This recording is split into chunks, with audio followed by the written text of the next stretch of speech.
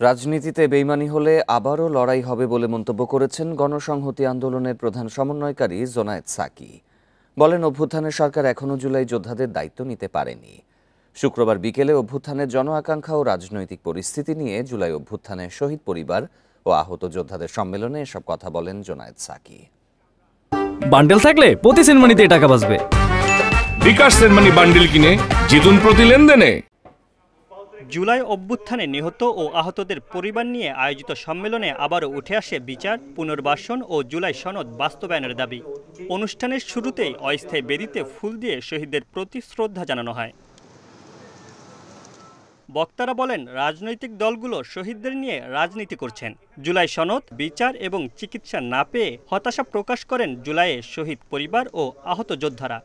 শহীদদের যে একটা সম্মান প্রদর্শন করা দরকার সরকার থেকে, এটা কিন্তু এখনো স্বীকৃতি পায় নাই তারা।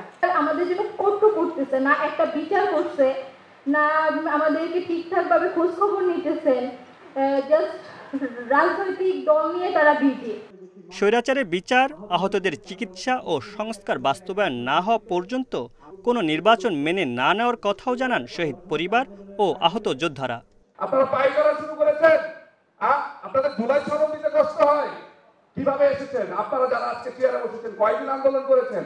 এদেশের মানুষকে, ছাত্র সমাজকে আর যেন রক্ত দিতে না হয়। বক্তারা বলেন, এখনও শহীদদের আত্মত্যাগের যথাযথ স্বীকৃতি দিতে পারেনি সরকার। জুলাই সনদ ছাড়া দেশের গণতান্ত্রিক অগ্রযাত্রা অসম্পূর্ণ থেকে যাবে বলেও উল্লেখ করেন তারা। আজকে এই আত্মনাদ শুনছেন 1 বছর পরে, এইটা কোনোভাবেই গ্রহণযোগ্য নয়। আমরা 5ই আগস্টের আগে আপনাদের এই সমস্ত বিষয়ে যথার্থ ব্যাখ্যা চাই। যারা গুলি খেয়েছে তাদের পাশে যদি আপনারা দাঁড়াতে না পারেন, তাদের শ্রদ্ধা যদি আপনারা না করতে পারেন, তাহলে আপনারা দেশ জাতির কাছে বেঈমান হয়ে দাঁড়াবে। সম্মেলনে উঠে আসে 1 বছরের বেশি সময় পার হলেও শহীদ পরিবার ও আহতদের অধিকাংশই উপেক্ষিত।